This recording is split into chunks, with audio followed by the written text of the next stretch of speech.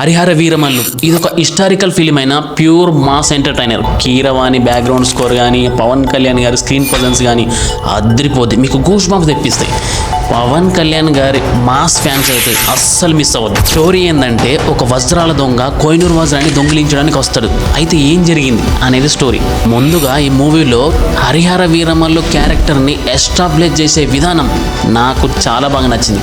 మనం first half starting నుంచి end వరకు అస్సలు డిసప్పాయింట్ అయ్యాం. ఎక్స్ట్రాడినరీగా ఉంటుంది. 17వ శతాబ్దంలో జరిగే స్టోరీ కాబట్టి కొన్ని కుస్తీ ఫైట్లు ఉంటాయి. స్టంట్స్ కానీ, పవన్ కళ్యాణ్ గారు ఈ హరిహర వీరమల్లు క్యారెక్టర్ని తను ఓన్ చేసుకుని చేస్తాడు. వీరమల్లు ఈ కోహినూర్ వజ్రాన్ని ఔరంగజేబ్ దగ్గర నుంచి తీసుకొచ్చే మిషన్ ఏదైతే ఉంటుందో అది దాంతో ఇంటర్వెల్ ప్లాట్ ఉంటుంది. నేను డిసప్పాయింట్ అయ్యేది సెకండ్ హాఫ్లోనే. ఫస్ట్ విఎఫ్ఎక్స్ ఏదైతే ఉందో అదంత బాగోదు. పర్టికులర్గా కొన్ని హార్స్ రైడింగ్ సీన్స్ ఉంటాయి, అవి అసలు బాగోవు. మొత్తం కాదు, కొన్ని చోట్ల. ఇంకోటి ఏంటంటే, హీరో క్యారెక్టర్కి సెకండ్ హాఫ్లో హైప్ ఇస్తూనే ఉంటారు. అంటే జనాల్ని సంరక్షించడము, ఫైట్స్, స్టోరీ అనేది కొద్దిగా ముందుకెళ్ళినట్టు మనకు అనిపిస్తుంది. క్లైమాక్స్ మనం ఎక్స్పెక్ట్ చేయని విధంగా ఎండ్ అవుద్ది.